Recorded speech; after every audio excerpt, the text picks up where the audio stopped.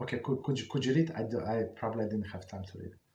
If our hands are unsanitized after using the bathroom or working in the garden or whatnot, are we allowed to wash our hands with soap before washing them with Netilat, or do we wash with soap after?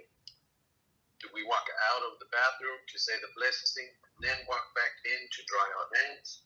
Or do we always dry our hands outside the bathroom? The same question, before we eat challah and our hands are dirty, is if it's okay to wash with soap before or after? Okay, so there is. Thank you very much, Josh. There are actually a few questions, as you heard. It's a few questions in one. So first of all, if you have dirty hands, so it's proper. Yeah, it's proper to wash the hands first with the soap, and then some people dry them completely, and then pour water twice. Okay, you can do that, but some people you can just wash. They now the hands are impure. They're impure for sure. Because why? Because they were impure, and now you wash the hands, and you did not purify. They're still impure. They clean physically, but they impure spiritually, right? So now you wash. After that, you wash like twice on the right and twice on the left, and you're ready for Netilas Yadayim. About it's proper if possible for Netilas Yadayim, as our sages say, not to wash in a bathroom. For after the bathroom, there is no problem. You can wash after the bath. If you have option like to wash it in the kitchen, for example, if you have, it's preferable. If not, again, no problem. So after the fact, you wash it in a bathroom, but you cannot say the blessing in the bathroom. So what do we do, right? What do we do? So we wash in the bathroom, take our towel outside the bathroom, and then you say the blessing. That's it. So we say the blessing, and then we wipe our hands. That was actually, it's very good point, because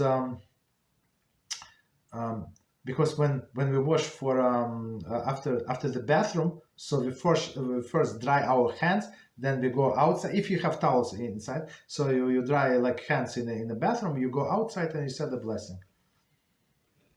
Okay, because the reason is, just as I always try to give a big picture, the washing of the hands are not like saying of the blessing is not strictly connected to the washing of the hands. So you there is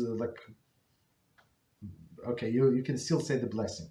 It's not proper maybe to say well your hands are impure, but after the fact you can wipe on your clothing or something on piece of some not on your clothing, but on a napkin or something, and you can say the blessing anyway. Okay, so I think that's what he said. Garden soil, just so you know, it does not make hands impure. Just so you know, dirt and spiritual impurity is not. It's not the same.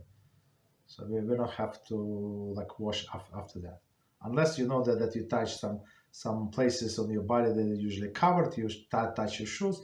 Otherwise, your hands, like if you were paying attention to your hands, they did not become impure. So dirt and impurity is two different things. As my Chavrusa for many years, he always say he's like to joke. He like to, so he's one of the jokes of the Pesach. So he said, I always remind my wife, he said, I always remind my wife that dirt is not chometz and husband is not dirt. So people on the Pesach, especially women, but because of the ignorant men, that's my explanation. No, they do not learn the laws of Pesach. They do not learn what is they supposed to clean or not, and they try to clean all of the dirty spots in the house. They try to clean. Is it necessary? No. As I said, you say 90% of maybe more, I would say, of cleaning people do on Pesach are not necessary. I mean, if you want to clean the house, that's one thing, but don't call it a big mitzvah because it's not. You understand? So dirt is not chometz.